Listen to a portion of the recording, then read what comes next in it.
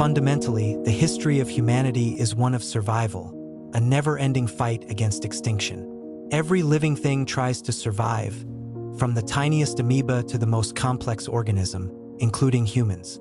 But why is this perseverance necessary? What is its purpose and what is its significance?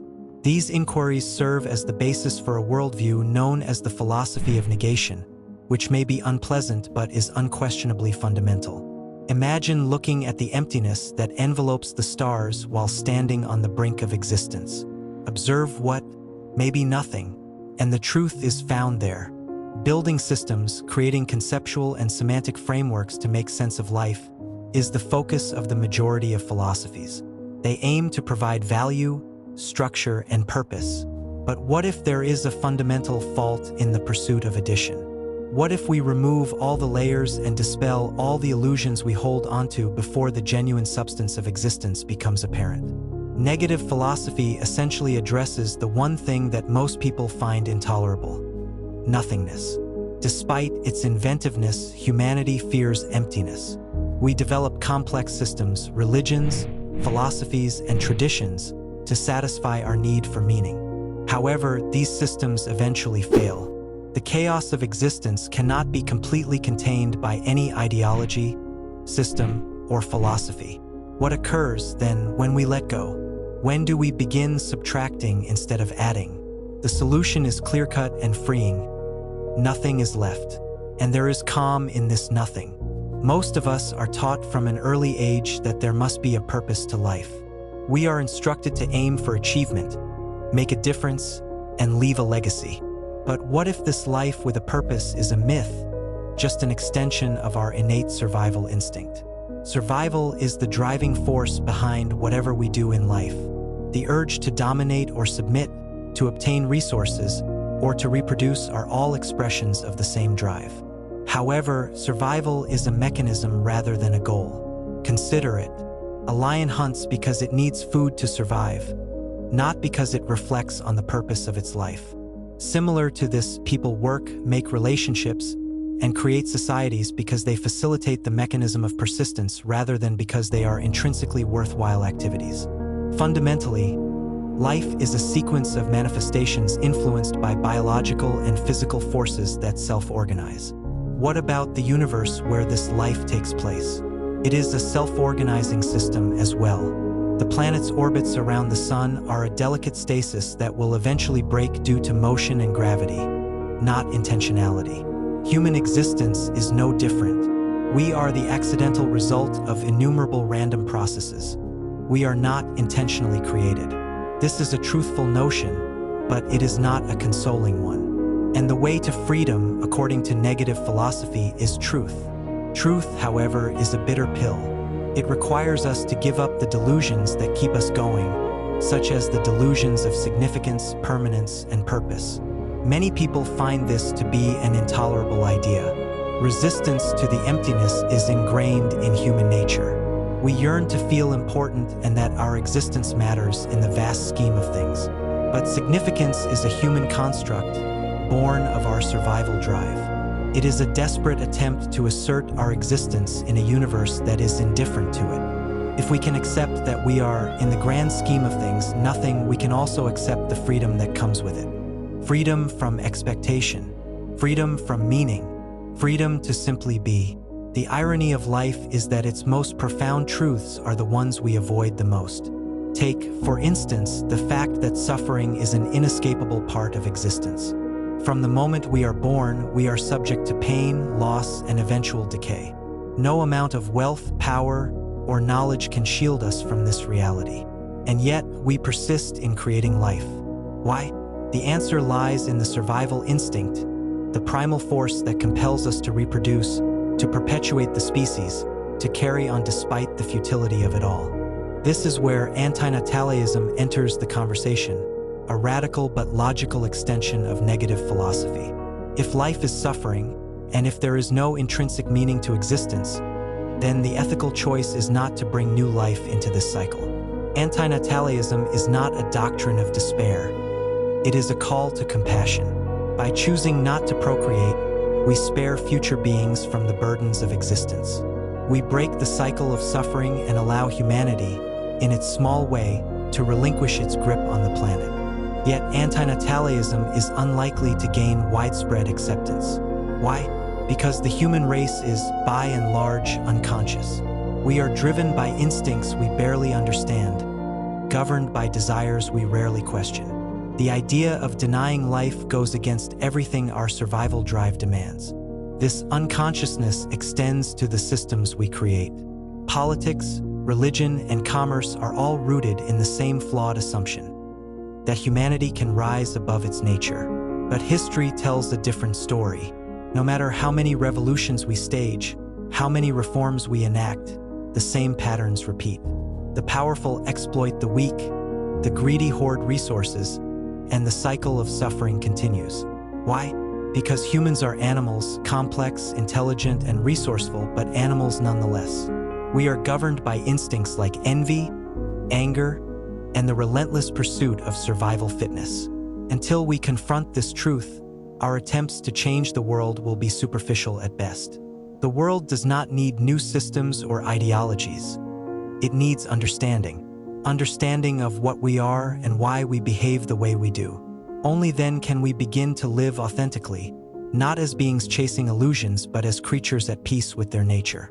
For those who embrace negative philosophy, this understanding brings a profound sense of relief. By shedding the weight of meaning and purpose, we can focus on the present moment, the only reality we truly have. We no longer need to chase happiness, significance, or fulfillment, because we recognize them for what they are: constructs of the mind. This does not mean life becomes a void of despair. On the contrary, it becomes an open canvas, free from the constraints of expectation.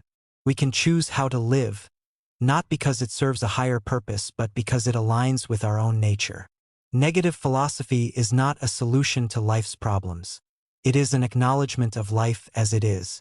It does not offer a path to happiness or enlightenment, but a way to coexist with the realities of existence. In the realm of philosophy, this approach is rare. Most thinkers, from Hegel to Spinoza, have sought to construct systems, grand frameworks that attempt to explain everything. These systems can be elegant and insightful, but they inevitably fall short.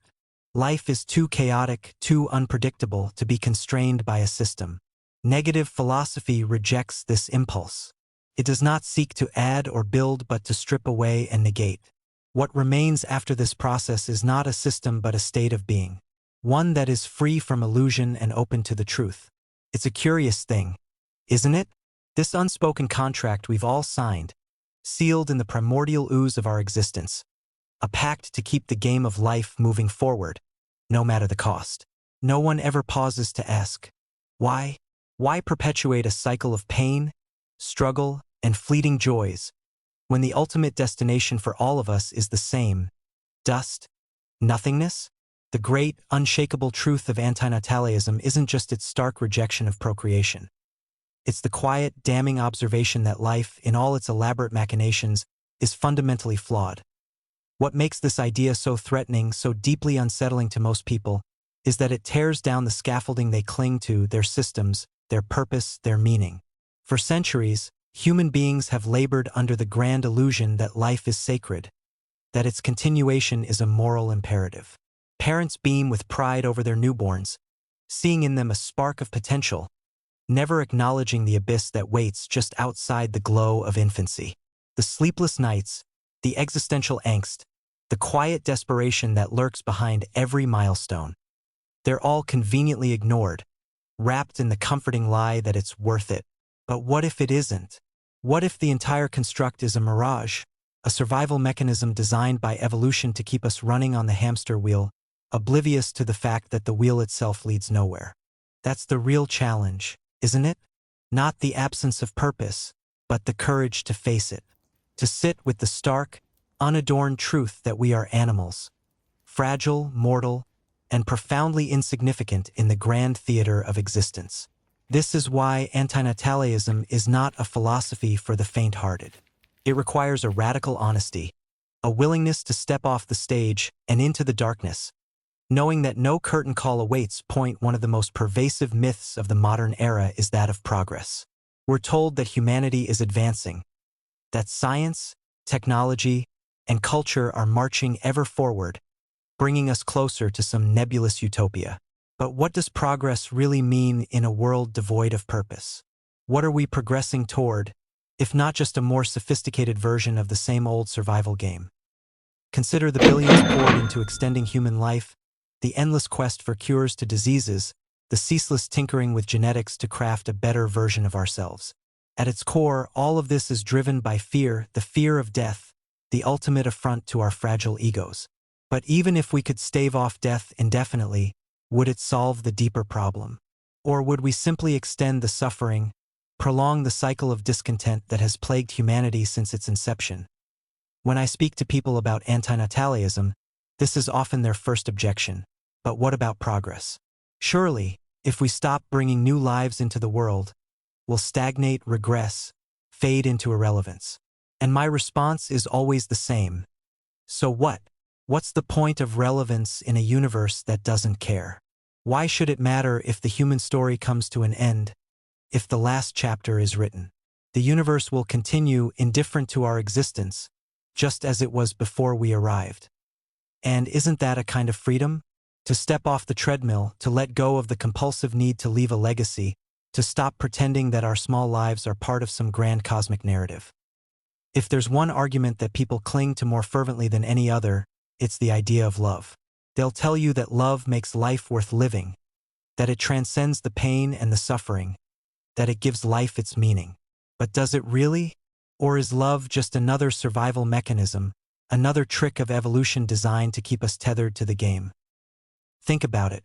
The love a parent feels for their child is often held up as the pinnacle of human experience. But isn't that love, at its core, a biological imperative? A way of ensuring that the next generation survives and thrives, perpetuating the cycle. And romantic love, how much of that is truly selfless, and how much is driven by the need for connection, for validation, for the temporary illusion that we are not alone? When people talk about love as a justification for bringing new lives into the world, I always ask them this. If you truly loved someone, would you want them to experience the pain, the suffering, the inevitable losses that life entails? Or would love compel you to spare them from that burden, to break the cycle and let them rest in the peace of non-existence? It's a hard question, and most people don't want to answer it. They'd rather cling to the comforting illusion that love redeems life, that it somehow makes up for the horrors and indignities that come with being alive. But love, as beautiful as it can be, is not a solution. It's a salve, a temporary reprieve from the deeper reality that life itself is the source of our suffering. At the heart of negative philosophy lies a paradox.